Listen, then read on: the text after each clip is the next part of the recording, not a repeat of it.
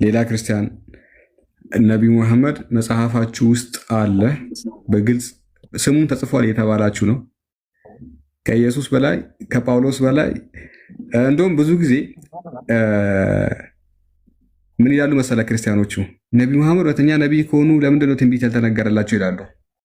ለጳውሎስ ነው ያልተነገረው። ባይዘ መጽሐፋችሁን ካመናችሁበት መጽሐፍ ቅዱሳችሁ ውስጥ በጣም ብዙ ቦታ ትንቢት ተነግረዋል ነው። እና እስቲ ደፍራችሁ ግቡ። ለነቢዩ መሐመድ ማን ነው ትንቢት የተናገረው? መስካሪው ማን ነው አይደለም የምትሉት መጽሐፋችሁ ነው። እና አይደለም ካላችሁ እስቲ ገዝት ላኩ። የገዛ መጽሐፋችሁ ላይ ከማንም በላይ ትንቢት አለው እየተባላችሁ ነው። ምስክር አለው እየተባላችሁ ነው። ይሄን ነገር አርጊው ማድረግ ትችላላችሁ ወይ? ገዝት ላኩና እናውራ። ሜሪ ምን እያለች መሰለ ሳላ አስወራኝ ኢብራሂም እያለች ነው። ዳንኤል 2 ላይ ካወራች ትግባ አይደለ? ዳንኤል 2 ያ ዳንኤል 2 ወይ ተሽሯል። እሱ እንደው አድሚት ታደርጋለች። ዳንኤል 7 ላይ እናስወራት። ምን አድሚት ታደርጋለች መሰለ? ዳንኤል 2 ላይ የሚናገረው ስለ ነቢ መሐመድ ነው ብላ አድሚት ታርግና 7 ላይ እናወራለን። አንዱን እሱ ሊትራሊ ካመነች እሱ ስለ ነቢ መሐመድ ነው የሚናገረው አምናለሁ፣ ግን 7 አይደለም ትበል፣ ከዛ እናወራታለን። እሱን አምና ነው 7 ላይ የምናስወራት እንጂ እሱን በጣም 7 ላይ እናስወራት። ስለዚህ አሁን እንደገባሽ 7 ላይ ነው የምናወራው። ልክ እንደገባሽ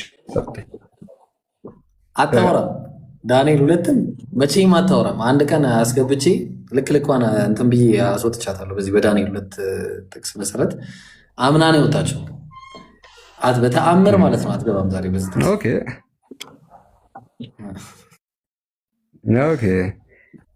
እንደዛ ካመነች ጥሩ ነው። እሱ ስለ ነቢ መሐመድ ነው የሚናገረው 7 ላይ እናወራ ብላ ካመነች፣ አንድ ጻፊ እንደዚህ ብለሽ ካመነች ማለት ነው አንድ ጻፊ አሁን አስገባሻለሁ። ስታምኒ ግን 7 ላይ ዘልዬ አወራለሁ የሚባል ነገር የለም። እዛው መዝለል የለመዳችሁት ቦታ ትዘላላችሁ ነው በተማለት። እሺ ኪሚሲዮን ምንድነው አቋሙ ይብሮ እዚህ ላይ? አዎ ረጅም ሰዓት አወራን እኮ እሱ ጋር በጣም አሪፍ ነው። ትንቢቱ ተፈጽሟል ብሏል። የተፈጸመው ትንቢት ግን በማን ነው ብለን ማስረጃ መጣን። ኦቶማን ኢምፓየሮች እንዳጠፉትም አሳየ ነው። ግን ያው ስቲል እሱ ተፈጽሟል ብዬ ባምንም ማየት አለብኝ፣ ትንሽ እውቀት እነዚህ ላይ ማየት አለብኝ ምናምን አለ። በቃ ደስ ይላል። ማሻአላ በጣም የተማረ ሰው የሚጠበቅ አንብቤ እመጣለሁ እንዴ? ይሄ ፐርፌክት ነገር እኮ ነው። ሞር አንብቤ አይቼበት እመጣለሁ። አሪፍ መልስ ነው። እምቢ አሉ። እሺ ተጠጎት እስካምጣለ ይቀየርላቸው እንዴ ታዲያ? አረ ወዴት እንዴት ነው? እንዴት እናድርግ? እኔ አላውቅም። ዳኔ ከተቀየረ እንዴት ነው? ለሜሪ ነው የማይቀየረው እንጂ ለሜሪ ነው የማይቀየረው። ይኸውልህ ኤብሮ እኔ ቤትም ይሁን ሳላ ቤትም ይሁን ኢብራሂም ቤትም ይሁን ብቻ ስለ ትንቢት ብለህ ብትል የሆነ ሰው ብቅ ይላል። ማን ነው እሱ? አነስ የትንቢት ንጉስ አለ። አንድ የትንቢት ንጉስ አለ። ትንቢት በጣም የሚወድ ሰው አለ። እና በቃ የትም ቦታ ትንቢት ከተባለ ማን እንደሚልክለትም አላውቅም፣ ሼር እንደሚያደርገው ማን እንደሚደውልለትም አላውቅም።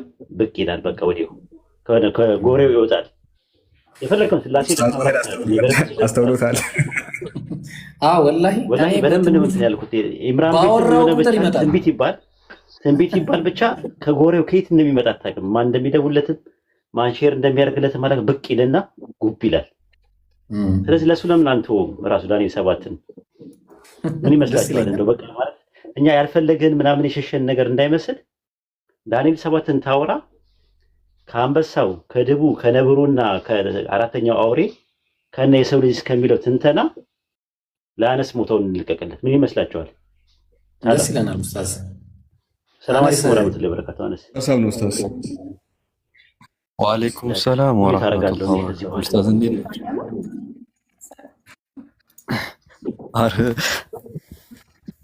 ሰላም ነው አላዚ አለሁ አልሐምዱሊላህ። እንዴት ነሽ?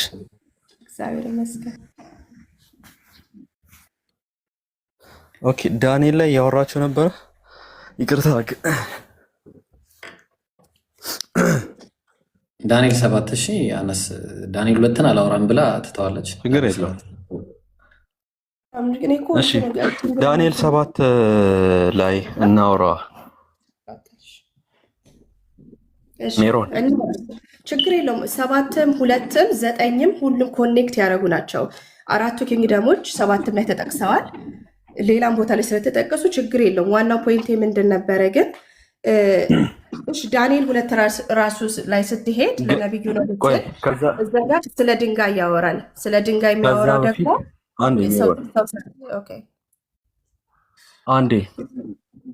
አንድ ሜሮን ዳንኤል መጽሐፉ ሲጀመር ራሱ ማለት ነው ገና ከጀመሩ ዳንኤል ምዕራፍ 1 ለብቻው የቆመ ነው። ዳንኤል ምዕራፍ 2 ለብቻው ቆሞ መነጋገር የሚቻልበት ነው።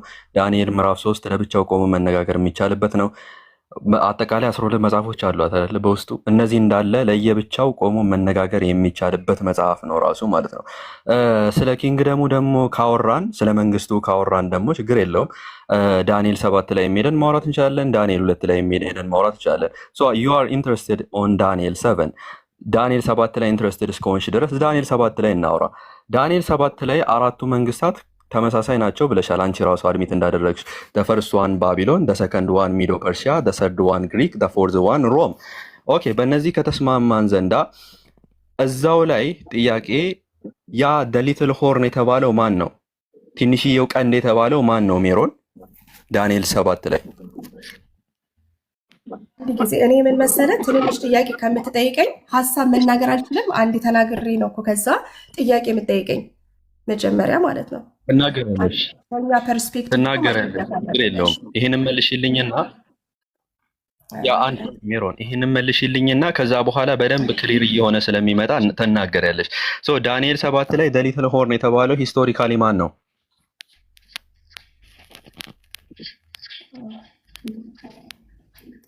እሺ ላስረዳ። እሺ ልናገርና ከዛ ትጠይቀኛለህ። እንዴት ነው? አንቀደም የጠየቁሽን ብቻ መልሽልኝ እባክሽን። ላይ ቆይ ፕሊስ አንዴ የጠየቁሽን ብቻ መልሽልኝ። ዳንኤል 7 ላይ ከምትጠይቀኝ እኔም ልናገር፣ ከዛ ደግሞ ትጠይቃለህ። ችግር የለውም። መጀመሪያ ትናገሪያለሽ፣ የተጠየቅሽውን መልሽና ከዛ በኋላ ትናገሪያለሽ አልኩሽ እኮ። ሶ የጠየኩሽ ጥያቄ በጣም ግልጽ ነው። ዳንኤል 7 ላይ ሊትል ሆርን የተባለው ከአራተኛው ቀንድ የሚወጣው ማን ነው እያልኩሽ ነው ያለሁት። አንተ ንገረኝ፣ ችግር የለውም ቀጥል። እኔ ስላላመጣሁት በሱን አይዲያ አንተ ቀጥል ንገረኝና ቀጥል።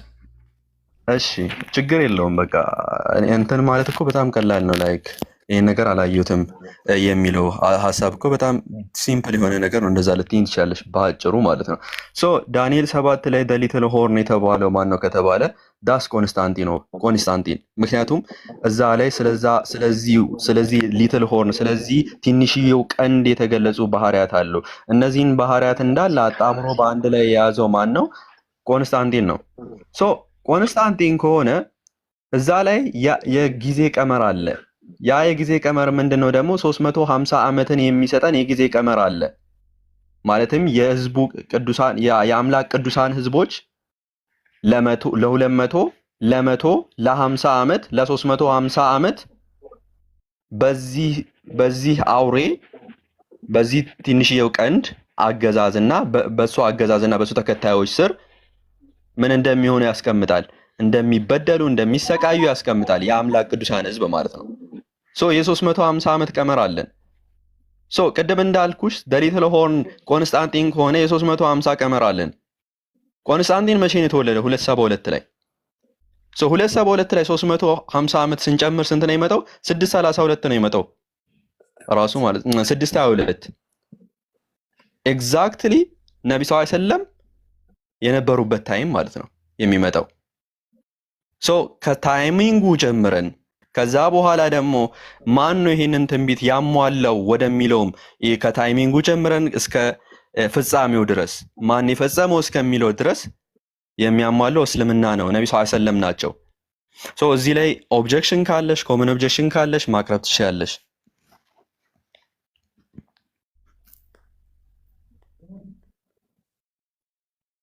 ሜሮን እሺ አሁን ያንተ አይዲያ ነው። አሁን ደግሞ አዲስ አይዲያ ነው። እነ ኢብራሂም ያወሩበት ሀሳብ ስላልሆነ ማለት ነው። አትናቴዎስ ነው ሂስቶሪክሊ እንደዛ ሊባል ይችላል፣ ግን ክሌማችን እሱ ስላልሆነ እኔ ኦፖዝም አላደርግህም ቶፒክ ውስጡ ስላልነበር ማለት ነው። ግን መጽሐፍ ቅዱሳችን መጽሐፉ ራሱ ሲፈታው ዳንኤል 7ን ኢየሱስ ክርስቶስ ለራሱ ክሌም አድርጎታል ብለን እናምናለን በአዲስ ኪዳን።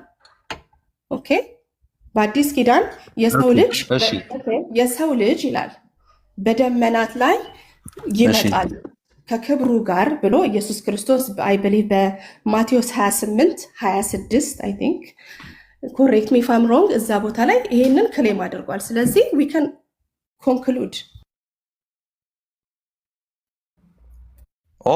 ስለዚህ ኢየሱስ ክርስቶስ ኒው ቴስትመንት ላይ መጥቶ ይሄ ትንቢት ለእኔ ነው ብሎ ተናገረ። which is እሱ ይናገረው ዳር እናስቀምጠውና ይሄን ክሌም ስላደረገ ብቻ በኢየሱስ ተፈጽሟል ማለት አንችልም። ምክንያቱም ምንድነው ኳሊፋይ የሚያደርገው ነገር ያንን ኳሊፋይ የሚያደርገውን ነገር እሱ ይሻገራል ያልፋል የሚለውን ነገር መዝነን አመዛዝነን ነው ይሄ ትንቢት ለእንትና ለክርስቶስ ነው ብለን ምንለው እንጂ ያንን ኳሊፋይ የሚያደርጉትን ነገሮች ፌል እያደረገ ይሄ ትንቢት ለኔ ነው ካለ ሐሰተኛ መሲህ ሐሰተኛ ክርስቶስ ነው እንጂ የሚያስብለው ይሄ ትንቢት ለሱ ተፈጽሟል አያስብልም ራሱ ማለት ነው በመጀመሪያ ደረጃ። ሁለተኛ ደረጃ there is scholars በጣም በርካታ ስኮላሮች ማለት ነው እነ ባርት ሄርመንን ጨምሮ እነ ሃንስ ዊንዲሽን ጨምሮ እነዚህ በርካታ ስኮላሮች ልጠቅስልህ እችላለሁ። እነዚህ ሁላ ስኮላሮች ይሄ ሰን ኦፍ ማን ክርስቶስ አይደለም፣ ነገር ግን ከክርስቶስ በኋላ የሚመጣ አካል ነው ብሎ ቃል በቃል አስቀምጧል። እርግጠኛ ነኝ አይ ቲንክ ባርት ሄርመንን ታውቂዋለሽ ሌጀንድ ስኮላር። እነዚህን የመሳሰሉ ምሁራኖች ጭምር ይሄ ሰን ኦፍ ማን የተባለው ክርስቶስ አይደለም፣ ግን ገና የሚመጣው አካል ነው፣ ገና ከክርስቶስ በኋላ የሚመጣ አካል ነው ብሎ ነው ያስቀመጡት ማለት ነው። ኢቨን ሱ ማለት ነው።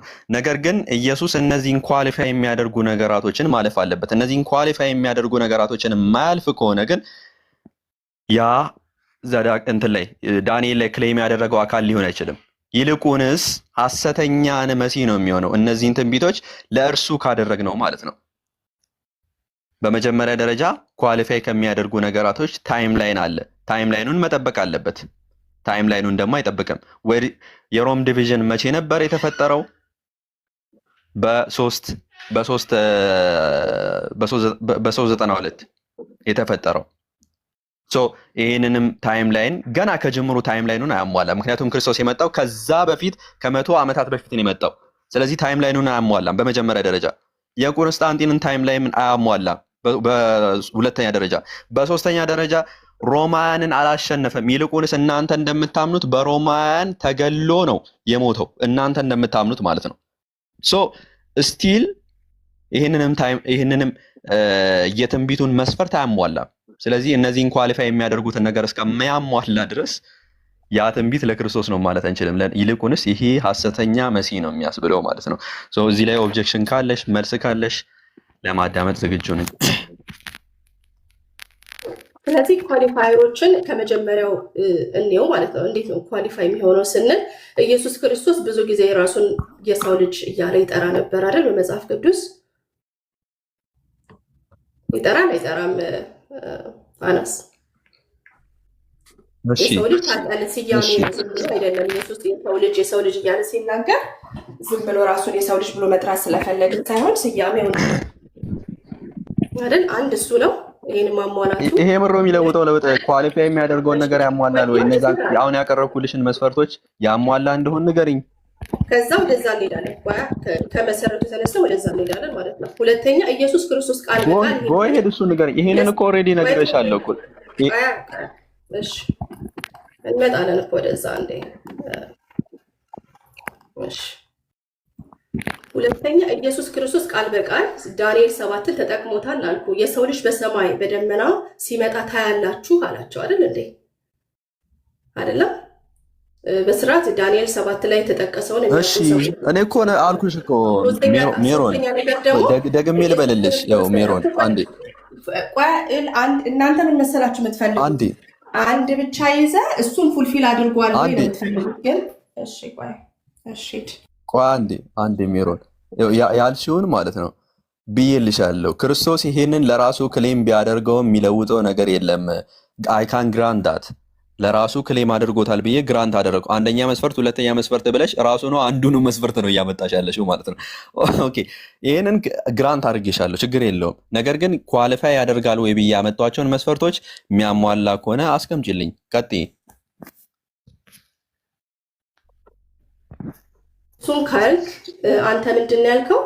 ኳሊፋይ ማድረግ ያለበት ቆስጠንጢኖስ የሚለውን ሂስቶሪክሊ ይሄ ሊሆን ይችላል ተብሎ የመጣውን የስኮላሮች ማብራሪያ ነው አይደል? የሱር ነው የኮንስታንቲን ሰከንድ ዋን ነው ራሱ ያመጡት። ከፈርስት ዋን ጀምሪ፣ ከታይም ላይ ነው። አዎ ቢካዝ ትንሹ ቀንድ የተባለው ያው ቅዱሳንን ስለሚያስ ከዛ በፊት ካለው ጀምሪ ሜሮን። እሺ ከዛ በፊት ሮም ትከፈላለች ብለዋል። ከሮም ክፍፍል ጀምረሽ ጀምሪ። አሁን ደግሞ ወደኋላ ተመለስክ። አሁን እሱን አንተ ያመጣው አይደለም የመጀመሪያ መስፈርት ብዬ ያቀረብኩት። ኧረ እባክሽን አንዴ ለማዳመጥ ሞክሪ ያልኩትን በደንብ ማለት ነው። የፈርስት መስፈርት ብዬ የመጀመሪያ መስፈርት የመጀመሪያ መለኪያ ብዬ ያመጣሁት ምንድን ነው? ሮም ዲቪዥን ነው። በ392 ስል ነበር ራሱ። ከዛ በኋላ ተሰከንድ የኮንስታንቲንን ቀመር ብዬ ነው ያመጣሁት። የመጀመሪያውን መልሺ፣ ከዛ ወደ ኮንስታንቲን ትሄጃለሽ።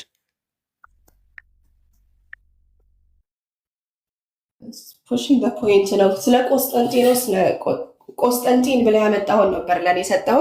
አሁን የሮምንም እንትን እንዳብራራ ልትፈልጋለህ ማለት ነው። ስለዚህ ምንድነው መሰለህ እየሆነ ያለው? አንተ የምትፈልገውን ነገር ሁሉ እንድሰጥ ነው የምትፈልገው። እዚህ ጋር ግን ቆይ እሺ፣ አንዴ እየሰማኝ እኔ የምፈልገውን አይደለም ሜሮን፣ እኔ የምፈልገውን አይደለም እያልኩሽ ያለሁት። በደንብ አዳምጪ። እኔ የምፈልገውን አይደለም እያልኩሽ ያለሁት፣ መጽሐፉ እያለ ያለው። አይ ፒክንቹ ሳታደርጋ፣ ምክንያቱም ዳንኤል 7 ላይ አንዴ እኔ የምፈልገውን መስፈርት አይደለም እየጠየኩሽ ያለሁት። መጽሐፉ የሚለው ያስቀመጠው መስፈርት አለ። መጽሐፉ ያስቀመጠውን መስፈርት ክርስቶስ ያሟላል አልሽ። ክርስቶስ የሚያሟላ ከሆነ ከመጽሐፉ ላይ ጠየኩሽ መስፈርቶቹን ደግሞ ይሄ ነው ክርስቶስ የሚያሟላ፣ ይሄን መስፈርት ያሟላል፣ ይሄን መስፈርት ያሟላል ብለሽ ደርድረሽ አስቀምጪልኝ። ፈርስት ዋን ብዬ ቀደሜ ነው ያነሳሁት።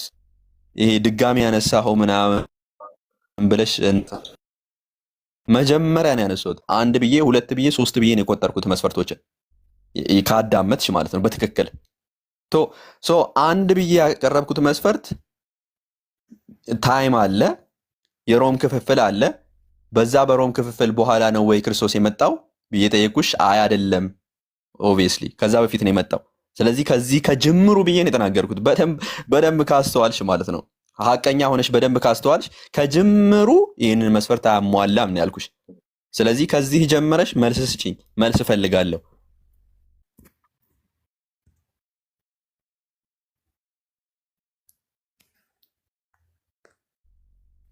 እያየሁት ያለሁት ነገር ምን ታውቃለህ? መስፈርቱን አንተ ሰጠ፣ እኔ ብቻ ላይ የምመልሰው። አት ሴም ታይም ይሄ ነገር ፉልፊል የሚያደርገውን ነገር ስሰጥ ደግሞ እየተቀበልክኝ አይደለም። ከዛ አንተ የምትፈልገውን ብቻ ነው እንድመልስ የምትፈልገው። ለምንድን ነው እኛስ ብሬክዳውን ማናረግላችሁ ነው? አንተም እኮ ይሄ ለነቢዩ መሐመድ ነው ብለን የመጣኸው።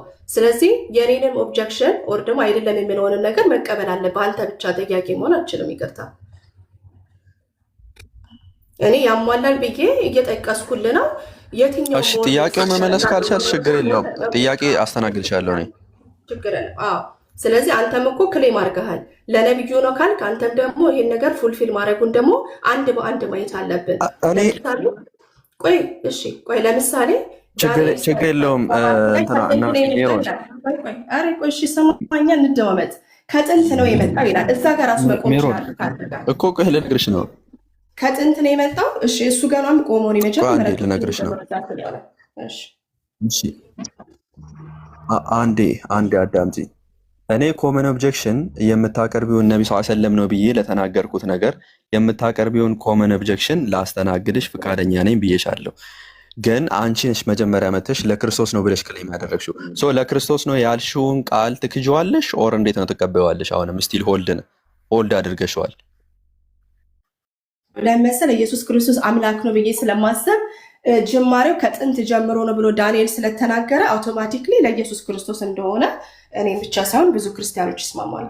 ከዛ አምላክ ነው ብለን ስለምናምን ጅማሬው ከጥንት ነው ይላል ነብዩ መሐመድ። ጅማሬው ከጥንት አይደለም። እሺ አሁን አንድ ይሄንን የምትመልሽልኝ እዚህ ጋራ መንግስቱ የተከፋፈለ መንግስት ይሆናል ይላል። መንግስቱ የተከፋፈለ ሮም ከተከፋፈለ በኋላ ነው የሚነሳው ይላል። ክርስቶስ የመጣው ከሮም ክፍፍል በኋላ ነው ከሮም ክፍፍል በፊት ነው? የራሴን መስፈርት ሳይሆን የመጽሐፉን መስፈርት ነው የምጠይቅሽ። ልኛለ አሚን። ምክንያቱም ስለ ሮም ክፍፍልና እንትን ስትመጣ እኛ ሰከን ካሚን ብለን እናምናለን። ችግር የለም አድረስ አደርጋለሁ። እዚህ ጋር ያለውን መልሽልኝ መጀመሪያ። ዳግም ትንሣኤን ብለን ስለምናምን እሱ በዛ ኮንቴክስት ይመለሳል። እዚህ በጣም ከባድ ነው እኮ መልስ። አንተም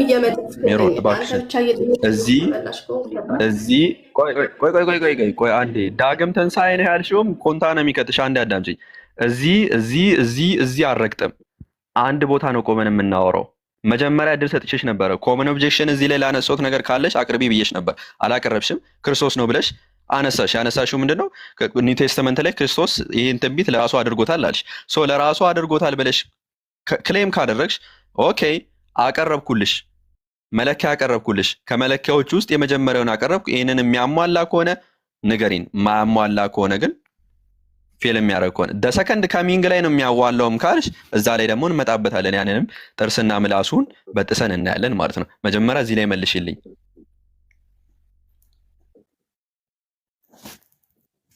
እየጠበቅኩሽ ነው።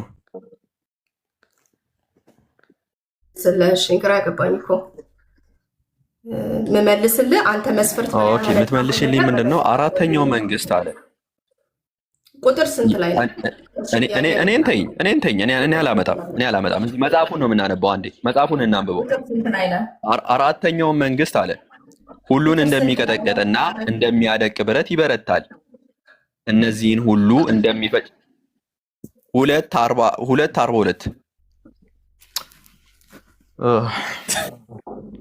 2:42 ከ40 ጀምረሽ አንብቢ። አራተኛው መንግስት ሁሉን እንደሚቀጠቅጥና እንደሚያደቅ ብረት ይበረታል፣ እነዚህንም ሁሉ እንደሚፈጭ ብረት ይቀጠቅጣል ይፈጭማል። እግሮቹና ጣቶቹ እኩልም ሸክላ እኩልም ብረት ሆኖ እንዳየው እንዲሁ የተከፋፈለ መንግስት ይሆናል። አራተኛው መንግስት ማን ነው? ሜሮን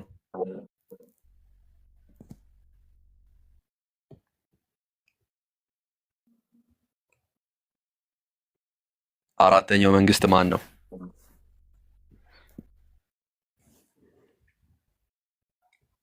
ስላልሆንኩኝ በኦርደር አላውቃቸው። ዝም አትበያ። ደስ ንገረኝ አንተ።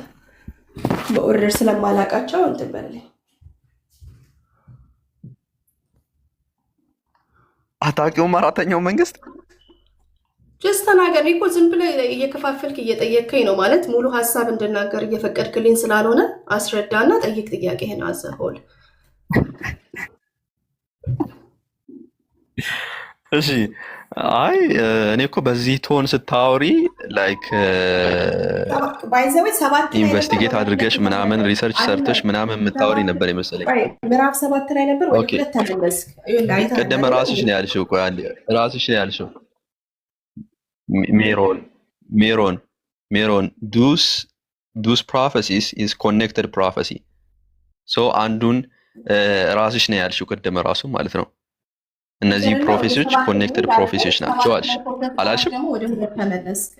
ከዛ ምን አልከኝ? እዛ ሰባት ላይ ንቁ ማለት ነው። 7 ላይ የምናወራን ያልኩሽ። ቆይ አንዴ 7 ላይ ነው እያወራን ያለ ነው። አሁን ቁጥር 7 ላይ ነው እያወራን ያለ ነው።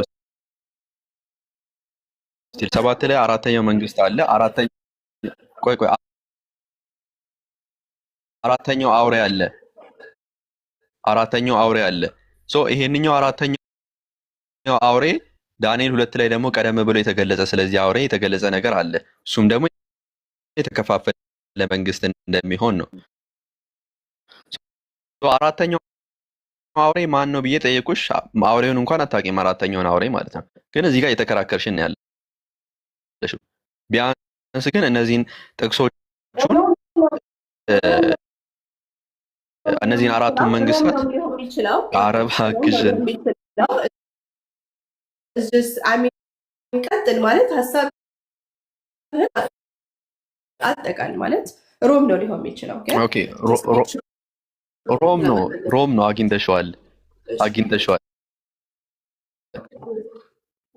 አግኝተሸዋል።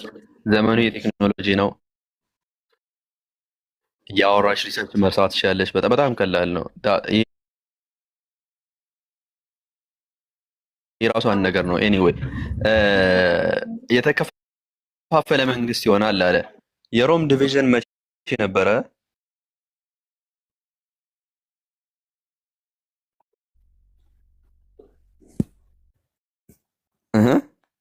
የተከፋፈለ መንግስት ይሆናል ይላል። የሮም ዲቪዥን መቼ ነበር የተፈጠረው? ቀጥል የተከፋፈለ ችግር የለውም አስረዳ። ከዛ አሁን ወደ ዳነስ ሁሉንም እያስረዳ ነው። እንዴት ነው? ምንድን ነው?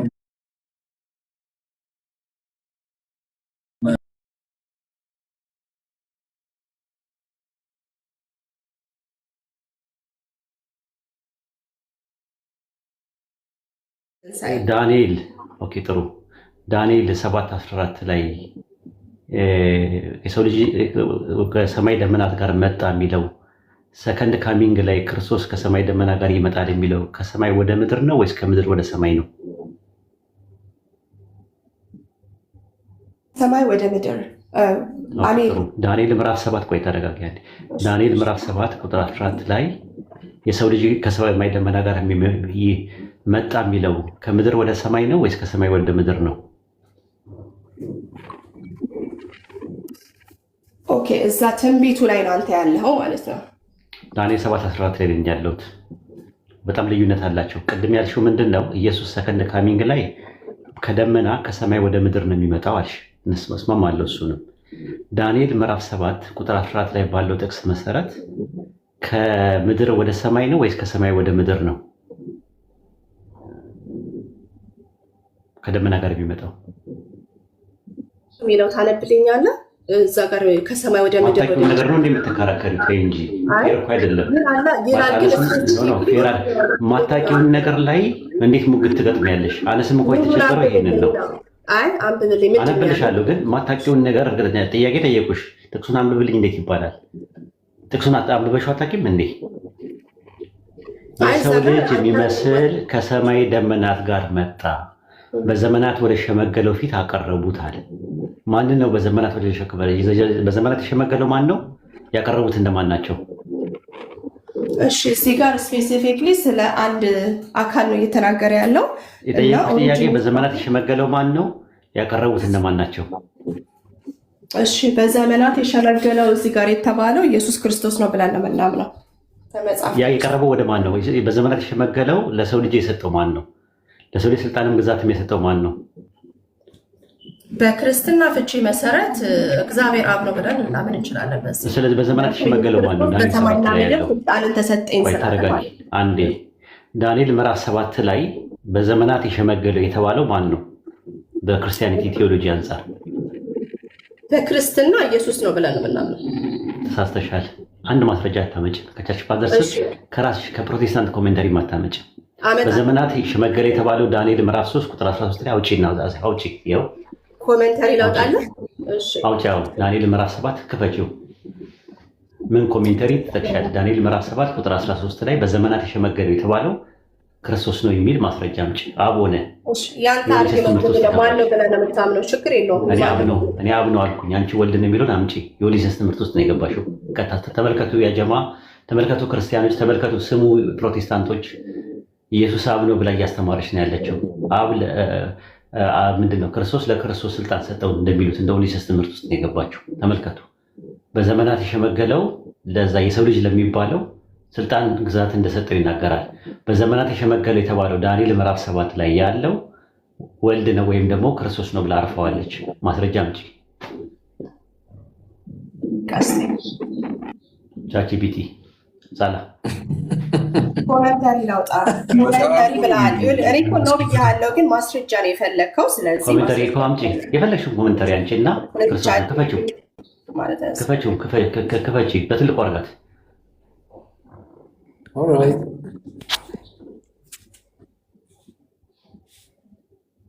አቡጌ ትልቁ ላይ ነች። ኔትወርኩ ነው መሰለኝ። ክፈች።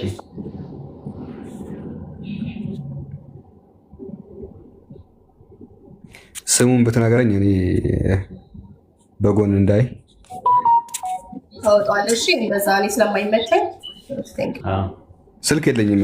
ነው በግምት የሚናገሩ ውሸታሞች ተረገሙ ይላል ቁርአን ላይ። እርግማን ጠጣሽ ዛሬ እንዲሽ ፈላ። እሺ አውጪ ራስሽ። ሚልኪያስ 5 ጋር ከጥንት የሸመገለው ከጥንት ነው ኦሪጂኑ የሚለው ለመሲሁ ስለሆነ በዛ ሚልኪያስ 5:2 ላይ ያለው ስለ ዘ ፕሮሚስ መሳያ ነው አይደለም የሚለው ሌላ አርዕስት ነው። እኛ የጠየቅነው ዳንኤል 7:13 ላይ ያለው በዘመናት የሸመገለ የተባለው አብ ነው የሚል ነገር ማስረጃ ነው። ቀደም ስትይ ነበረ ከጥንት ጀምሮ የነበረው እያለ ዳንኤል ላይ ይናገራል ስትይ ነበረ። እንደዚህ የሚል ጥቅስ የለም። አነስ እንደውም ምሮሻል፣ አትርፎሻል ራሱ ማለት ነው። ሌላውን እንደሚቆረጣጥመው አልቆረጠመሽም። ዛሬ አስቦልሻል። አሁን ዳንኤል ምዕራፍ 7 ቁጥር 13 ላይ ባለው ጥቅስ መሰረት በዘመናት የሸመገለው የተባለው ክርስቶስ ነው ወልድ ነው የሚል ማስረጃ እንጂ ስለምናደርገው ለክርስቶስ ነው ያልኩት። አንዴ ማስረጃ ሰጣለሁ። ነው በዘመናት የሸመገለ የተባለው ክርስቶስ ነው የተባለበት ነው የፈለኩት። ተይ እንጂ ነውር አይደለም እንጂ ነውር አይደለም እንዴ? ነው አንዴ ጠብቆኝ እንትን እያስቸገረኝ ስለሆነ ነው። ዋን ሰከንድ ምን ኮሜንታሪውን ንገሪው። ማን ኮሜንታሪ ንገሪኝ። ላውጣልሽ አለ ኮሜንታሪ ማነው ኮሜንታሪ? ቻትጂፒቲ ተንገበለ አንዴ ላውጣው ነው። አንዴ ላውጣው ነው ማለት ነው። ከኮምፒውተር ላይ ማን ኮሜንታሪ ነው እንደዛ ይዘገበው? ቆይ አንዴ ጠብቅ፣ ተረጋግተን ማን የሚባል ኮሜንታሪ ነው? እስቲ ንገሪኝ ከኮሜንታሪ አንዴ ላውጣ የሚባለው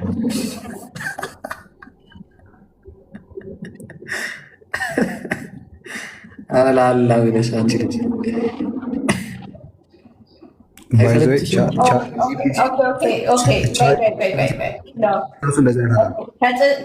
ከጥንት የመጣው የሚለው አባትን ነው። ከዛ ደግሞ ግን ይህንን እንትኑን ንግስናውን የሰጠው ደግሞ ክርስቶስን ነው ብለን ነው የምናምነው። ይቅርታ ብራቮ ቺምፓንዚው፣ ብራቮ ቺምፓንዚ፣ ብራቮ ቺምፓንዚ፣ ብራቮ ቺምፓንዚ እንትን ነው ከሚካያስ 5 ጋር ስላገናኘው። ስለዚህ በዘመናት የሸመገለው ማን ነው? አብ ነው። ግን የሰሎሜ ደግሞ በቃ ስለዚህ እንትን ነው ዲስኳሊፋይድ ሆነሻል። አሁን በቃ አሁን እሱ አይደለም ነጥብ። አሁን ጥያቄ የሚነሳው ለህዝቡ መበሻሸቅ አይደለም፣ አሁን ማሳጣትም አይደለም። አሁን እኛ ዓላማችን የሚለው ሀቁን ነው መገለጥ ያለበት። እሺ ጥሩ። አሁን የሚነሳው ነገር ዳንኤል ምዕራፍ 7 ላይ ስልጣን የሰጠው በዘመናት የሸመገለው ከሆነ ወደ ማን ያቀረቡት? የሰው ልጅ የሚመስለውን ወደ ማን ያቀረቡት? የሰው ልጅ የሚመስለውን ወደ ማን ያቀረቡት? ወዴት ነው ያቀረቡት የሚለውን የቱ ጋር ነው ያነበብኩት? ኧረ ተይ እንጂ መጽሐፍ ቅዱስ አንብቢ እንጂ እንዴ! ፊደል ደግሞ እናስጠናል እንዴ? እሺ እንደው ለህዝቡ ለታዳሚ ጥሩ አይደለም። አነስንም አለማክበር ይሆናል ብዬ ነው። ዳንኤል 7:13 ላይ አውጣለት ብሮ የምር ማለት እንትን ነው የሆነ አነስን አለማክበር ነው ይሄ። ጥቅስ ሳታቂ ከአነስ ጋር ውይይት ውስጥ መግባትሽ ራሱ ድፍረት ነው። እኔ ድፍረትሽን በጣም ሳላደንቀው አላልፍም። ቨርስ ባይ ቨርስ እየፈታችሁ ስለሆነ ነው እና ለዛ ነው። ኖ አይ ዳንኤል 7:13 ላይ ነኝ ያለሁት። ተይ እንጂ ነውር አይደለም እንዴ?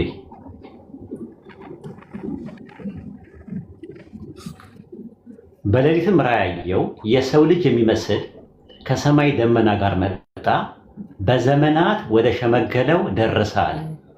አንቺ በዘመናት የሸመገለው የተባለው ወልድ ነው ክርስቶስ ነው ብለሽ የኦንሊሰስ ትምህርት ማስተማር ጀመረሽ። ወደፊቱም አቀረቡት አለ። የቀረበው ማን ነው? ቆይ ተረጋጊ። አሁን ወደፊቱም አቀረቡት አለ። ማናቸው ወደፊቱ ያቀረቡት? እዛ ጋር ስፔሲፊክ ያናገረም፣ ግን የቀረበው ወደ አብ እንደሆነ በደመናት ጋር መጣ። ከማን ጋር ነው መጣ የለም የሚለው? ከማን ጋር ነው መጣ የሚለው? ከማን ጋር መጣ ነው የሚለው?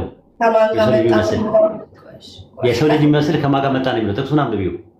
እሺ ቆይ ቀስ እስቲ ከፍተኸዋል አይደል? እሺ ከደመናት ጋር ከሸመገለው ደረሰ ወደፊቱ ከሰማይ ደመናት ጋር መጣ። ከየት ነው የመጣው? ወደፊቱ ማቀረቡት ደመናት ጋር ከየት ነው የመጣው ነው ጥያቄ። ከደመናት ከሰማይ ደመናት ከየት ነው የመጣው ነው ጥያቄ ያልኩሽ። ከማን ጋር መጣ አይደለም ያልኩሽ። አማርኛ በደንብ ወቂ። ከሰማይ ደመናት ወጣ በዘመናት ወደ ሸመገለው ደረሰ ይላል። ከየት ስትል ማለት ከየት ነው የመጣው ነው። ከየት ወዴት ነው የመጣው?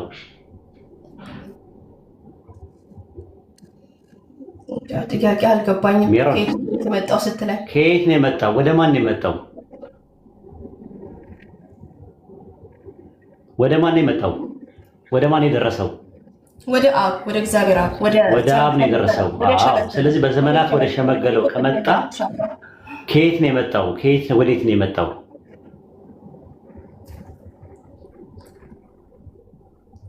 ኦኬ ከየት ነው የመጣው ስትል አልገባኝም። ይኸውልሽ በሌሊትም ራእየው የሰው ልጅ የሚመስል ከሰማይ ደመና ጋር መጣ አለ።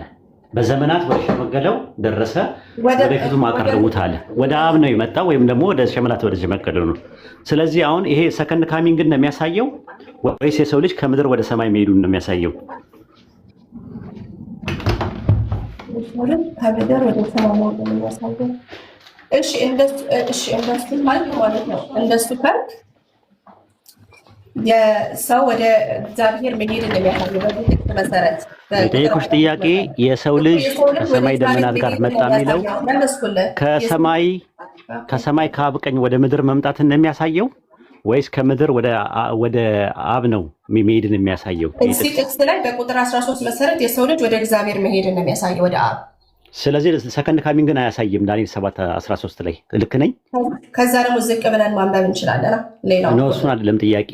የመጣውን ከሰማይ ደመናት ጋር መጣ የሚለው ፖይንት ሰከንድ ካሚንግን ነው የሚያሳየው ወይስ አይደለም ነው ጥያቄው። እሺ ቢካዝ ኢየሱስ ክርስቶስ ይሄንን ለራሱ ወስዷል ስለ ሰከንድ ካሚንግ ሲያወራ ይሄ እኔ ጥያቄ ጥቅሱ ዳንኤል 7:13 ላይ እየተናገረ ያለው ስለ ሰከንድ ካሚንግ ነው ወይስ የሰው ልጅ የሚመለው ወደ ሰማይ ስለመውጣት ነው የሚያሳየው? እኮ ከዛ በኋላ ያለው ኮንቴክስት ደግሞ እሱን አላልኩሽም፣ አልጠየኩሽም። ይሄንን መልሽልኝ። የሚያሳየው የሰው ልጅ ራእዩ ላይ ሲያየው በሌሊትም ራእይ አየው። ራእዩን ሲያየው ከአራቱ እንትኖች በኋላ ከአራቱ እንስሶቹ በኋላ ባቢሎን፣ ሜዶን፣ ፋርስ፣ ግሪክ እና ሮም በኋላ ማለት ነው። ወይም ደግሞ አንበሳ፣ ድብ፣ ነብርና አራተኛይቱ አውሬ ካየ በኋላ ያየው በቅድመ ተከተል አራተኛው ያየው የሰው ልጅ የሚመስል ከሰማይ ደመናት ጋር መጣ። በሌሊትም ራእይ አየው አለ። ራእዩን ሲያይ ያየው ነገር ባየው ነገር ላይ የሰው ልጅ የሚመስል ከሰማይ ደመናት ጋር የመጣው ወደ ሰማይ ነው የመጣው ወይስ ከሰማይ ወደ ምድር? ስልጣንን ለመቀበል እኮ ነው ወደ ሸመገለው የሄደው አይደል? ኢየሱስ ክርስቶስም ይሄንን ተናግሯል። ከተነሳ በኋላ እኔ ወደ ሰማይ ሄዳለሁ አለ አይደል? ከዛ ደግሞ ጥሩ። ስለዚህ እርገቱን ነው የሚያመለክተው። እርገቱን ቆይ ይኸውላችሁ ዳግም ምጽአቱን ሳይሆን እርገቱን ነው የሚያመለክተው። ቀይሪ አይ ቀይሪልኝ። ዳግም ምጽአቱን ያመለክታል ወይስ እርገቱን ነው የሚያሳየው? መልሽልኝ። ከዛ ደግሞ ሙሉን ደግሞ ኮንቴክስት ስናይ ማቴዎስ 24:30 ላይ ምን ነው? አልጠየኩሽም። የጠየኩሽን መልሺ። የጠየኩሽ ጥያቄ ምንድን ነው? ሰከንድ ካሚንግን የሚያሳየው ወይስ አይደለም? ይቺ ማስምሪልኝ። ዳንኤል 7 ቁጥር 13 ወደ ሸመገለው ሄዶ ስልጣን መቀበልን ነው የሚያሳየው። ስለዚህ ሰከንድ ካሚንግን አይደለም የሚያሳየው። አስምሪልኝ። ይቺም ብቻ መልሽልኝ።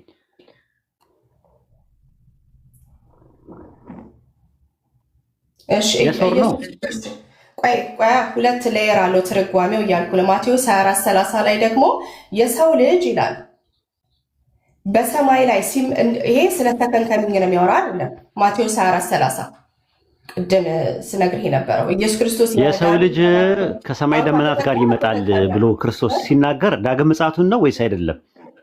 እሺ ዳግም ምጽአትን ነው የሚናገረው ማቴዎስ። ኦኬ ስለዚህ እኔ ጠየቁሽ ጥያቄ ዳንኤል 3:7-13 ላይ ባለው ጥቅስ መሰረት ከሰማይ ደመናት ጋር የሰው ልጅ የሚመስል መጣ ሲል ከሰማይ ደመናት ጋር የመጣው ዳግም ምጽአትን ነው ወይስ አይደለም ነው ጥያቄው። እሺ አሁን አንተ አንድን ነገር ነው ለምትጠይቀው ጥያቄ ተመለሽ። እንደ አነስ እኔን እንትን እያልሽ ነው፣ ትሪክ እየተጠቀምሽ ነው ያለሽው። አባቱ ጋር ለምንድን ነው ሄደው? ወሂድ መልስልኝ። አባቱ ጋር ለምንድን ነው ሄደው? አባቱ ጋር ሄደ ብዬም አላምንም። እኔ ጀምሮ አላልኩሽም። አባቱ ጋር ብዬ አላልኩሽም። የሰው ልጅ የሚመስለውም ኢየሱስ ነው ብዬም አላምንም። ሲጀመር እኔ አልጠየኩሽም። እኔ በአንቺ ባመጣሽው አርጊውመንት የሰው ልጅ የሚመስል ከሰማይ ደመና ጋር መጣ ሲል ለዳግም ምጽአት አይሰራም፣ ይሰራል። ይሄን መልሽ መጀመሪያ። እሺ እኛ የምናምነው ምንድን ነው? ኢየሱስ ክርስቶስ በዳንኤል 7:13 መሰረት ወደ አብ ይሄዳል። ወደ የጠየኩሽ ጥያቄ ዳግም ምጽአት እንደሚያሳየው ወይስ አይደለም? የስ ኦር ኖ? እሺ ዳንኤል 7:13 ስልጣንን ለመቀበል ነው የሚሄደው። የጠየኩሽ ጥያቄ አንቺ ዳግም ምጽአቱን ነው ከሰማይ ደመናት ጋር ይመጣል የተባለው ዳግም ምጽአቱን ነው ብለሻል። ለዳግም ምጽአቱ ነው ወይስ አይደለም? እቺን ብቻ መልሽ። እሺ ሁለቱንም ነው እያልኩኝ ነው እኮ አልገባህ አንተ እኮ። ለዳግም ምጽአት ነው። ኦኬ ሁለት ትርጉም እዚህ ጋር ስለ ዳግም ምጽአት ነው ወይ የሚያወራው? እኔ አልጠየኩሽም እሱን። ስለ ዳግም ምጽአት ነው ወይ የሚያወራው? የጠየኩሽ ጥያቄ ስለ ዳግም ምጽአት ነው የሚያወራው ወይስ አይደለም ነው የጠየኩሽ። እሺ ቁጥር 13 ወደ ሸመገለው መሄዱ ነው የሚያሳየው እንጂ ዳግም ምጽአትን አይደለም ወይስ ነው የጠየኩሽ? የሶር ነው ብላክ ኤንድ ዋይት ዳግም ምጽአት አይደለም። እሱን አይደለም እያለ ብራቮ። ስለዚህ አሁን ምን ታደርጊያለሽ? የሰው ልጅ የሚመስል ቆይ የሰው ልጅ ችግር የለውም። የሰው ልጅ የሚመስል ኧረ እንዴ ተረጋጊ እንጂ ፖይንቱ ላይ የሰው ልጅ የሚመስል ከሰማይ ደመና ጋር መጣ ሲል የሚያመለክተው ምንን ነው? ዳግም ምጽአትን አይደለም። ምንን ነው? ልብ አድርጎ ያጀማውን ደግሞ እዚህ ጋር ፓውስ ሰራ ነው። አልተረጎምኩም። አንቺ በመጣሽበት ነው የመጣሁት። የሰው ልጅ የሚመስል ከሰማይ ደመና ጋር መጣ ሲል ዳግም ምጽአትን አያመለክትም። ተስማማ። ምንን ያመለክታል? አሁን ደግሞ ሁለተኛ ፋውል ነው። ፋውል አይደለም ማቴዎስ አይ ምንን ያመለክታል? ይሄንን በይኝ እኮ እኔ ሁለት ትርጉም ዳግም ምጽአቱ አይሰራም። ሜሮን ዳግም ምጽአቱን አይሰራም ብለሽኝ ዘግተናል። ወደዛ እንዳትሄጂ። ዳንኤል ምዕራፍ 7 ቁጥር 13 ላይ ባለው ጥቅስ መሰረት የሰው ልጅ የሚመስል ከሰማይ ደመናት ጋር ወደ ዘመናት የሸመገለው መጣ የተባለው ምንን ነው የሚያመለክተው? እሱ ወደ አብ ሄዶ መንግስቱን እንደተቀበለ የሚያሳይ። በጣም አሪፍ። ስለዚህ አሁን ምንድነው አሁን እርገቱን ከሆነ የሚያሳየው ኢየሱስ ያረገው በ33 ነው ወይስ የትንሹ ቀንድ ከመጣ በኋላ ነው ያረገው? አሁን እዚህ ጋር መጣ። እሺ ሁለት ፍቺ ያለው። እሺ አንዴ ስማኝ። ቆይ ክሮኖሎጂካል ኦርደር አለው። ትንሹ ቀንድ ከመጣ በኋላ ነው የሰው ልጅ የሚመስል ከሰማይ ደመናት ጋር የመጣው ወይስ ከትንሹ ቀንድ በፊት ነው? አይ እንግዲህ እንከባበር ሜሮን። እንከባበር። እኔ እንደዚህ አይነት ነገር የለም። አሁን ከትንሹ ቀንድ በኋላ ነው ወይስ ከትንሹ ቀንድ በፊት ነው? ካላስረዳው አይደለም። ለምትጠየቂው ጥያቄ መልስ ነው የተጠየቅሽው እንጂ ማብራሪያ አይደለም የተጠየቅሽው። ዳንኤል 7:13 ላይ ያለው ጥቅስ ከትንሹ ቀንድ በኋላ ነው በራእይ የታየው ክሮኖሎጂካል ኦርደሩ ታይም ኢንተርቫሉ ወይስ በፊት ነው?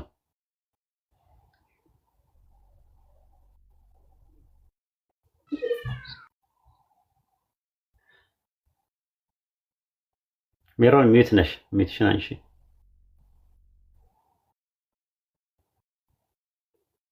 ግን በጣም ያሳዝናል የምር።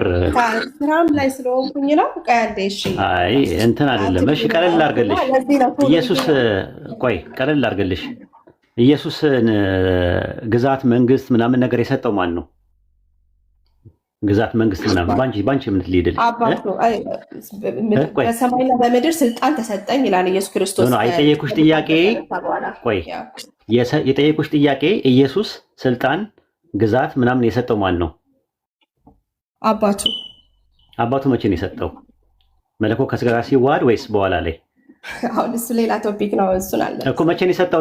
በቃ እንደ ክርስቶስ እንደማይሆን ልነግርሽ ነው። መቼ ነው የሰጠው? በአንቺ ትምህርት ተመልከቱ። እንግዲህ ኢንካርኔሽንን አሁን ልታፈራርሰው ነው። እሺ መቼ ነው የሰጠው?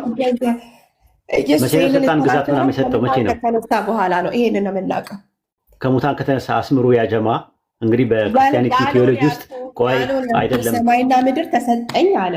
ከሙታን ከተነሳ ተመልከቱ። ቆይ ምድር ላይ ያለ ኢየሱስ ስልጣን አልነበረውም? ግዛት አልነበረውም? ስልጣን አልነበረውም? ኢየሱስ ተመልከቱ። አሁን እሺ ነበረው ወይስ አልነበረውም? ስልጣን አልተሰጠውም? ተሰጥቶታል። ሉቃስ 10:22 ላይ ልገባ ነው። ሜሮን ቶሎ በይ። ሉቃስ 1:33 ላይ የያዕቆብን እሱን አልጠየኩሽም። ተናግሮት ከልጅ ግዛትና ስልጣን ኢየሱስ የተሰጠው ምድር ላይ ያለ ከትንሣኤው በፊት ግዛትና ስልጣን ተሰጥቶታል ወይስ አልተሰጠውም? እኔ በማስረጃ አምጥቻለሁ። ከሙታን ተሰጥቶታል ወይስ አልተሰጠውም? ይህን ነገር ክርስቲያኖች ስሙ። እንግዲህ ክርስቲያኖች ስሙ፣ ከታች ያላችሁ ክርስቲያኖች ስሙ። ይኸው እያለች ያለችውን ተመልከቱ። ምን አለች? ኢየሱስ ስልጣን የተሰጠው ከተነሳ በኋላ ነው አለች። ከዛ ቤት ስልጣን የለውም፣ ግዛት የለውም፣ መንግስት የለውም፣ ንግስናም የለውም። ኦኬ ቁጥር 1 ኦኬ። ኢየሱስ ከሞት ከተነሳ በኋላ ነው ስልጣን የተቀበለው ወይስ ካረገ በኋላ ነው የተቀበለው? ተመልከቱ። አስምርልኝ አንዴ ንገሪን። እሺ አንቺ አልሽው ባንቺ ልጅ ሜሮን አረሚት አታድርጊ። ሚዩት አላረኩም። ግን እንዴት ነው እንደዚህ የምናወራው? ኢየሱስ ክርስቶስ እኮ ነው ራሱ ያለው ከሙታን እኮ ስልጣን የተቀበለው ኢየሱስ ከሞት ከተነሳ በኋላ ነው። ቆይ ስልጣን ተሰጥቶኛል አለ እኮ። ስልጣን የተሰጠው ከሞት ሲነሳ ነው ወይስ አይደለም ነው ጥያቄ እኮ የጠየኩሽ።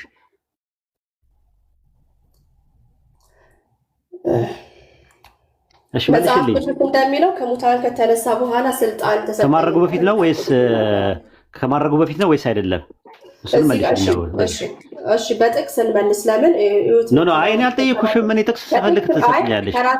ጥቅስ እኮ የሚያስልሽ ማቴዎስ ወንጌል 28:18 ላይ ስልጣን ሁሉ በሰማይና በምድር ለእኔ ተሰጠኛለ። የሰጠው ከማድረጉ በፊት ነው ወይስ ካረገ በኋላ ነው የተሰጠው? እሱ ስልጣን ተሰጠኛለሁ። እሺ አንድ ጊዜ ትሰማኛለህ? ጥቅስ ኧረ በአላህ እሺ ጥቅስ ጠቅሽ የምሰጥህ ሐዋርያት ጥቅስ አያስፈልገኝም። እኔ ቃሉን ከነገርሽ እረዳሻለሁ። ስልጣን ሁሉ በሰማይና በምድር ለእኔ ተሰጠኛለሁ መቼ ነው? ማቴዎስ 28:18 ላይ ከሞት ከተነሳ በኋላ ነው ይሄን ቃል የተናገረው። ከማድረጉ በፊት ነው ወይስ ካረገ በኋላ ነው? ይሄ ነገር ሲያርግ ወደ ሰማይ ሊያርግ ሲል ከማድረጉ በፊት ነው ወይስ ካረገ በኋላ ነው? ይሄን የጠየቁሽ። እሱ የተናገረው ምድር ላይ ባለ ጊዜ ነው የተናገረው ሊያርግ። ስለዚህ ከማድረጉ በፊት ነው ከማድረጉ በኋላ? በፊት ነው እንጂ በፊት ነው። ጥሩ። ዳንኤል ምዕራፍ 7 ላይ ቁጥር 13 ላይ የሰው ልጅ የሚመስል ከሰማይ ደመናት ጋር ከመጣ በኋላ ካረገ በኋላ ነው ግዛትና ስልጣን የተሰጠው ወይስ ከማድረጉ በፊት ነው የሚያወራው? እዛ ዳንኤል ካረገ በኋላ ምን ነገር የለም። ምን ይላል አለ። ቆይ አንዴ ተረጋጋ። ኢብራሂም ያውጣው አንዴ ሜሮንሻ ሁላውን እስቲ አውጣ፣ ጥቅሱን አውጣላት አንዴና በቃ ወደ አነስ እንሄዳለን። ሜሮን የምር አድናቂሽ ነኝ። ማደንቀው በድፍረትሽ ነው፣ በእውቀትሽ አይደለም። እሺ አንብብላት። እሺ አትሊስት ለኢየሱስ መሆኑን እየተረዳን ነው። ሚዩት ላይ ነኝ እንዴ? ማንም አላለም። ያወራው ነበር። ጥቅሱን ንገረኝ ኡስታዝ። ዳንኤል 7:13 እና 14 በሌሊት ራእይ አየሁ፣ እነሆ የሰው ልጅ የሚመስል ከሰማይ ደመናት ጋር መጣ፣ በዘመናትም ወደ ሸመገለው ደረሰ። ወደፊቱም አቀረቡት። ወገኖችና አሕዛብ በልዩ ልዩ ቋንቋ የሚናገሩ ሁሉ ይገዙለት ዘንድ ግዛትና ክብር መንግስትም ተሰጠው። ግዛቱም የሚያልፍ የዘላለም ግዛት ነው። ግዛትና መንግስት የተሰጠው መቼ ነው ይላል እዚህ ላይ? ክፍል አንዴ እያነበብኩት ነው። ማታውቀውን ጥቅስ ማብራሪያ የምትሰጠው ድፍረትሽ ነው። የገረመኝ ድፍረትሽ ነው። የምር ከአነስ ጋር ራሱ መወያየትሽ ጥቅስ መሰረት በየአውዱና የምንፈታው ዝም ብለን። አሁን ዳንኤል ምዕራፍ 7 ቁጥር 13 እና 14 ላይ ባለው ጥቅስ መሰረት የሰው ልጅ የሚመስለው ከሰማይ ደመናት ጋር ከመጣ በኋላ ነው ወይስ ከመምጣቱ በፊት ነው? ስልጣንና ግዛት ምናምን የተሰጠው እዚህ ጋር የሚናገረው ከጥንት ከማን ነው የሚለው? ከሸመገለው ከመጣ በኋላ ምትንተባተቢው ከጥንት እየተረጎምኩት ነው እያየሁኝ ነው አይደል? ይቅርታ ትንሽ ለድምፄ። እዛው ነው በዛ በሰማዩ ሲኑ ላይ ማለት ነው። በዛ ቦታ ላይ ነው ይሄ ነገር ተሰጠው ሚለው። እነዚህ ከሆነ ከሄደ በኋላ ነው ወይስ ከመሄዱ በፊት ነው? በዚህ ጥቅስ መሰረት ምድር ላይ ከመጣ በኋላ ተሰጠው አይልም ዳንኤል። ስለዚህ ዳንኤል የሚለው ምን ከሆነ በኋላ ነው የሚላል? ምን ከሆነ በኋላ ነው የሚለው? ከሄደ በኋላ ነው። የሰው ልጅ ከሰማይ ደመናት ጋር በዘመናት ወደ ሸመገለው ከመጣ በኋላ ነው አይደል? በቃ እናመሰግናለን። ለኢየሱስ አይሆንም ማለት ነው ጥቅሱ። ለአንስ መቀጠል ትችላለህ። አይሆንም አንዴ ቅድም እኮ አልሽ እኮ ስልጣን የተሰጠው ግዛትም የተሰጠው ከማድረጉ በፊት ነው አልሽ። ዳንኤል 7 ላይ ግን ያለው ግን ካረገ በኋላ ነው የተሰጠው። ስለዚህ ከአንቺ ትምህርት ጋር አይሄድም። ራሱ አነስዬ ይቀጥል። ይቅርታ እንግዲህ አፉ በለኝ። ኧረ ኡስታዝ ችግር የለውም አላ ብቻ ኡስታዝ ጀዛከላ ላይክ እስካሁን የለፋንበትን አቅልልናል። ኤኒዌይ ግን ኢብሮ ከዛ በፊት የሚለን ነገር ይኖራል። ኢብሮ ቀጥል። አዎ ምንድነው ኡስታዝ አንድ የሆነ ያቀረብነው ነገር ነበርና እኔና አነስ እሱ መናገር ስላለብን ነው። ሜሩን አንድ ጊዜ ትታገሽናለሽ። ያው ለክርስቲያን መምህራኖች ምናልባት ስም መጥቀስ ይኖርብናል። አነስ እንጥቀስ እንዴ? ስም ይጠቀስ ነሰሰሪ ይመስለኛል። ልጆቹም መታወቅ አለባቸው። ያ በትክክል። ስለዚህ ያው ቃሌና አይ ቲንክ አትናቴዎስ ይመስሉኛል ምናልባት ባለሳሳት አማን ማለት አማን፣ በጣም ይቅርታ አማን፣ ቃሌና አማን ውይይት ቀርቦላቸው ነበረ። ያቀረብንላቸው ውይይት ምንድን ነው? ያው ፕሮቴስታንት ቤት ነው ያሉት እነሱ እንደምታውቁት በፕሮፌሲና በነገረ ክርስቶስ ሙሉ ክርስቶሎጂ በቃ ኢየሱስ ክርስቶስ አምላክ ነው ወይስ አይደለም በሚለው እንዲሁም ደግሞ በፕሮፌሲ አሁን በምናወራበት ነቢ ስ ሰለም በባይብል አሉ ወይስ የሉም በሚለው እናውራ አለን። መልሱ ምንድን ነው? እስቲ መልሱን ከአነስ እንሰማለን ማለት ነው። እና እስቲ መልሱን ንገረን አነስ፣ ምንድን ነው የተመለሰልን? መርሃባ። ያው ኢብሮ እንዳላችሁ 2-2 ኦፊሻል የሆነ ዲቤት እንግባ ብለን ጠራ ናቸው። ከዚህ በፊት ሰምታችሁ ከሆነ አንድኛው ማለት ነው አይ ቲንክ አማን የሚባለው ማለት ነው እና ከዚህ ቀደም ምን ሲናገር ነበረ? ሙስሊሞች አለ አንድም ደና አርጊመንት የላችሁም አለ። ላይክ በቃ አርጊመንቶቻችሁ ባክዴትን ነው። የነ አህመድ ዲዳት ከነ ዛኪር ናይክ አርጊመንት ውጡ አለ። ፖድካስት ላይ ቁጭ ብለው ጋይዝ ይሄንን የሚናገረው ማለት ነው እና በጣም ተራርቀናል ምናምን አለ። በንቀት ተሞልቶ በቃ በጣም ንቆን እንደዛ ሲያወራ ነበረ እና ከዚህ በፊት በኢብሮ ምን እንደሆነ ሁላችሁም የምታውቁት ነው። ሁላችሁም ታውቁታላችሁ በኢብራሂም ምን እንደሆነ ምን እንደተፈጠረ እና እንዴት ሆኖ እንደተሸኘ ታውቃላችሁ። እና ድጋሜ በነብዩ ሰለላሁ ላይ በጣም በርካታ ጊዜ ቪዲዮ ሰርቷል። ከዛ በኋላ አንድ ወንድማችንን ዲቤት ራሱ ጠርቶታል እና ተወያይ ተባሉ 2-2 ማለት ነው። 2v2 ስርዓት ያለው ውይይት፣ ስርዓቱን የጠበቀ ጩኸት የሌለበት ሆስት፣ ትልቅ ሆስት ያለበት ታላላቅ ሆስት ኖሮ እነዛ ሆስቶች ዲቤቱን በትክክል በሚቆጣጠሩበት ቦታ ኑ እንወያይ ተባሉ። ነገር ግን ላይክ በዚህ ርዕስ ተወያይተናል፣ ድጋሚ አንወያይም። በምን በፕሮፌሲ ማለት ነው። እነሱ ሲያደርጉት የነበረውን ብናወራ አላሁ አክበር ተውት። አንድ ዲቤት በሳምንት ውስጥ በአንድ ርዕስ በሳምንት በሁለት ሳምንት ውስጥ በተመሳሳይ ቶፒክ 2 ዲቤት ሲያደርግ ነበር አንደኛው ልጅ ማለት ነው ከአንደኛው ከኦርቶዶክስ ልጅ ጋር። ኤኒዌይ እሱን እናስቀምጠው። ግን ተወያይ ሲባል በዚህ ቶፒክ አልወያይም ብሎ ቶፒክ ቀየረ። ቶፒክ ቀይሮ መጣ በአባቶች ላይ እንወያይ ያለ። ከዛ ምንድን ያለው ለአነስ በሄሬኔዎስ ላይ ጥሪ አቅርቤልሃለሁ አለ።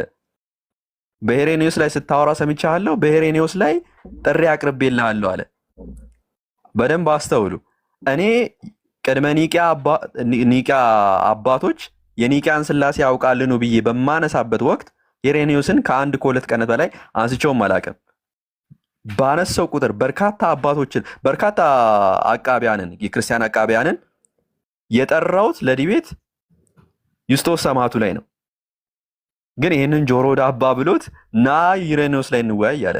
ከዛ እኔን በጣም አስገረመኝና ኦኬ ኑ ሁለቱንም ቶፒክ በኔም ሄሬኔዎስ ከዛ በኋላ በማን ነው ዩስጦስ ሰማዕቱን ይዘን ሁለቱንም ይዘን እንወያይ ተባባልን። ከዛ በኋላ አልወያይም ብሎ አሁን ቀረ ማለት ነው፣ ከተቀበልነው በኋላ ማለት ነው።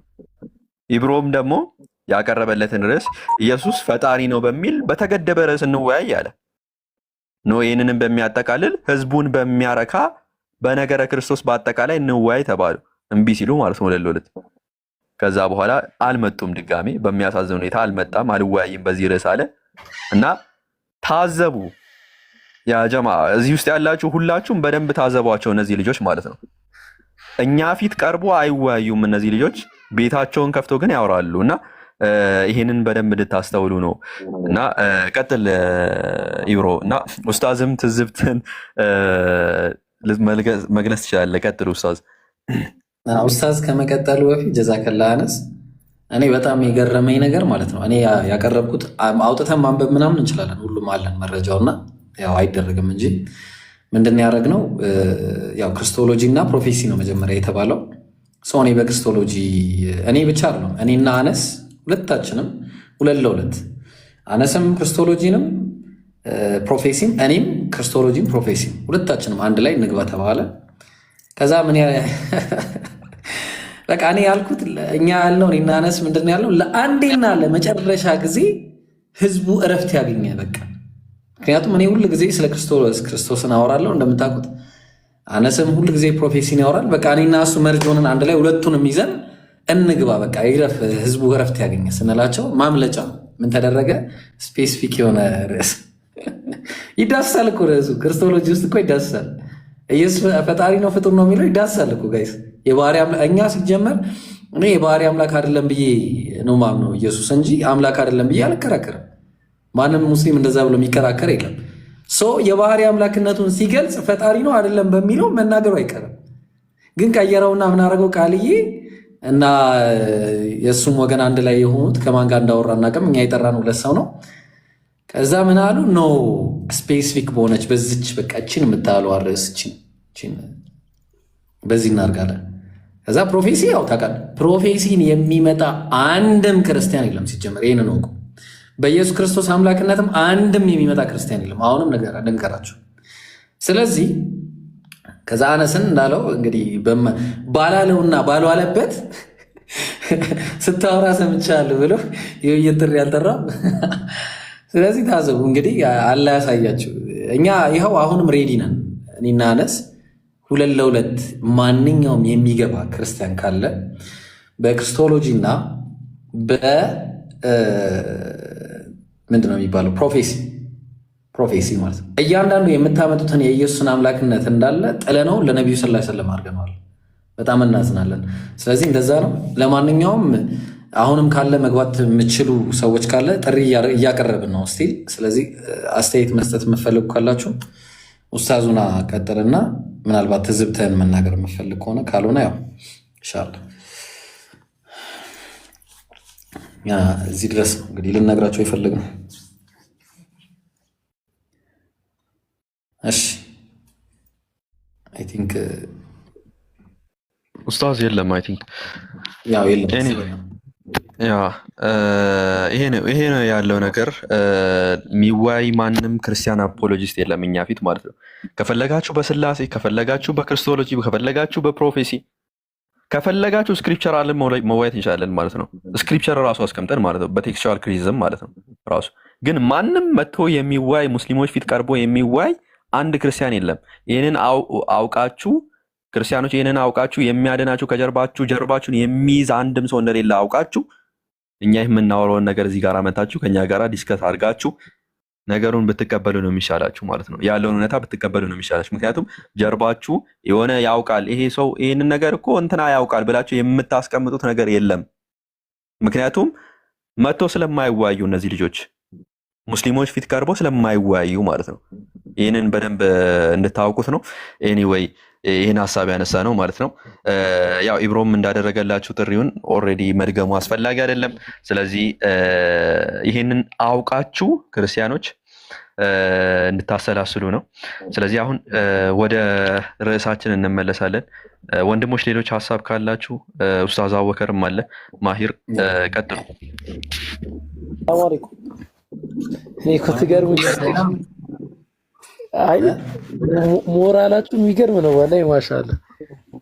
እንዴት ነው ኢብራሂም? ቆይ አሁን ሁለቱም ሰዎች ከዚህ በፊት እኮ ውይይት ላይ ተናቸዋል አይደለም እንዴ? ከእናንተ ጋር እንዴት ነው አሁን መልሳችሁ ውይይት አድርጉ? እኔ ውሃ የሚጠጣ ነው በሚለው ርዕስ እንግባ ራሱ ብትሏቸው አይ ቲንክ እሺ ይላሉ ብዬ አላምንም። ሁለት ነገር ነው ወላሂ ቀላል አይደለም። እሺ ሁለት ነገር ነው።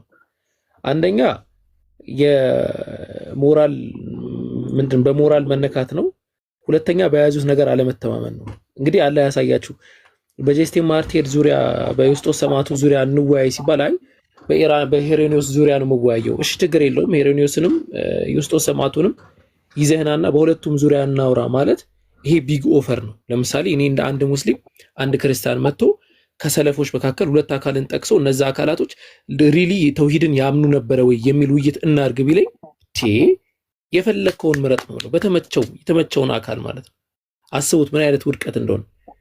ያ ማለት ነው አሁን በእኛ ዘመን ያለ አካል ለምሳሌ እኛ ካለፈን በኋላ አቡበከር ትክክለኛ የተውሂድ ትምህርት ያስተምር ነበረ ወይ ብሎ እንትን እንደማለት ማለት ነው።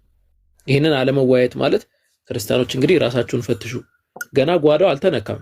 እኔ እንደዛ ነው የሚታየኝ። ገና ነው ያልተነካው።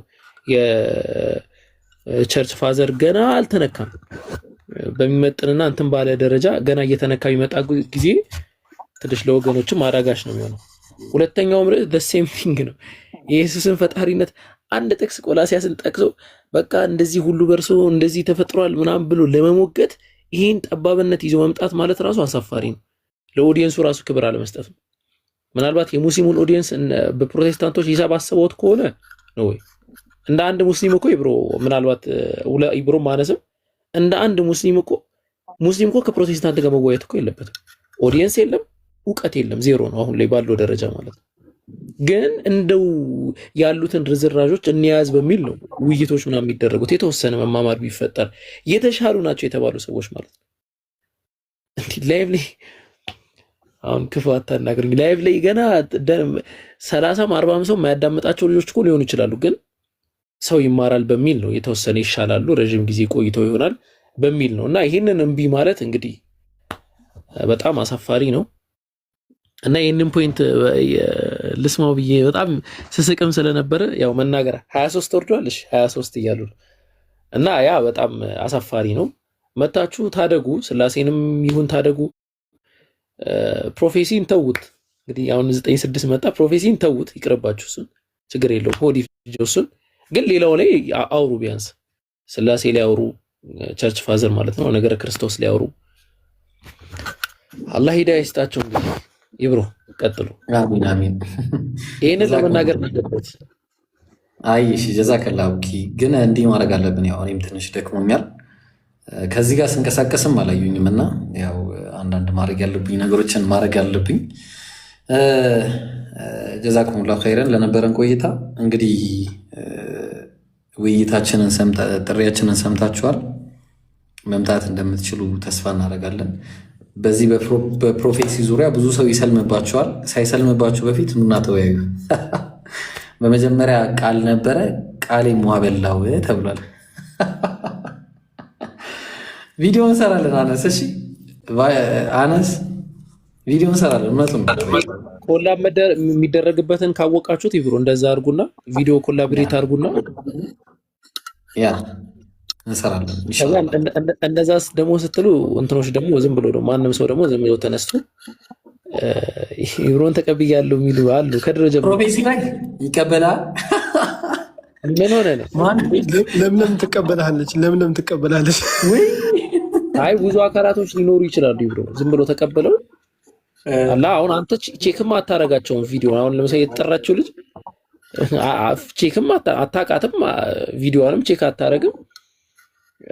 ከእኔ እንደዚህ ስላጋጠመኝ የሆነ ጊዜ እንደዚህ ውይይት ጠርቼውን አልመጥም ምናምን ሲል ገባና እኔ ውይይትን ተቀብያለሁ ምናምን ሳይው ገና ቪዲዮ ራሱ መክፈት አይችልም ልጁ ማለት ነው። እና እነዛ እንትን በላ እንትን አቮይድ ባደረገ መንገድ ነው ካልተነገራቸው አስቸጋሪ ስለሚሆን ያ ውር ምናምን እውነትህን ነው መነገር አለበት። እና አነስ በቃ እንሰራለን ኢንሻአላህ፣ እንደዛ አድርገን ቪዲዮ እንሰራለን። እኔ ወላሂ ነው የምለው አሁን በዚህ ሰዓት ባለንበት ሁኔታ ላይ ፕሮፌሲ ላይ እኛ ጋር ቆሙ የሚያወራ ካለ እኔ አነስ ምን ትላለህ? በዚህ ሰዓት ባለንበት ሁኔታ ማለት ነው። ያው ከአሁኑ ላይክ ህዝቡን ኢብሮ እንዳላችሁ ህዝቡን ብትታደጉ ነው የሚሻላችሁ። ላይክ ምንም አድርጉ ከፈለጋችሁ ውጭ ሀገርም ሄዳችሁ ለምናችሁም ይሁን ምንም አድርጋችሁ ብቻ ሪሰርች ስሩ። በቃ እኔ የምመክራችሁ ይሄንን ነው። ቀጣይ ደግሞ ጉድ አለ። ጉዱ ምንድን ነው? መጽሐፍ አለ። መጽሐፉ ሲወጣ ደግሞ መጽሐፉ ሁሉም ህዝብ ጋር ነው የሚዳረሰው። የዛኔ ምን እንደሚወጣችሁ ነው ማየት ፈልገው። እኔ የዛኔ ምን እንደሚወጣችሁ ነው ማየት ፈልገው። አላህ ሻሂዴ ነው። የዛን ጊዜ ምን እንደሚወጣችሁ ማለት ነው። ውጪ ሀገር እንኳን ታይቶ የማይታወቅ መጽሐፍ ነው ራሱ ማለት ነው። ውጭ ሀገር እንኳን ማለት ነው በዚህ ደረጃ የምንተማመንበት ነውና በጣም ብዙ ሶርሶች ምናምን የተካተቱበት ነው። በሶስት ሰዎች የተጻፈ ነው እና የዛን ጊዜ ምን እንደምትሆኑ አላህ ይሁናችሁ፣ ከምር አላህ ይሁናችሁ ማለት ነው። እኔ ምንም አልልም የዛኔ ማለት ነው። ስለዚህ ገና ካሁኑ ተዘጋጁ፣ ሪሰርች ስሩ ምናምን። ላይቭ ላይ እዚህ ጋር የምናወራው ማለት ነው በጣም በጥቂቱ ነው፣ በጣም በጥቂቱ ማለት ነው። በጣም በጥቂቱ ከላይ ነው ባይዜ እያወራን ያለ ነው ማለት ነው። ግን በፋይል ደረጃ ያሉ ነገራቶች ለውይይት ያዘጋጀናቸው ነገራቶች ለውይይት እንኳን መጥነን ነው የምናወጣው እና መጽሐፉ ሲወጣ ግን አዶን ነው ምን እንደምታረጉ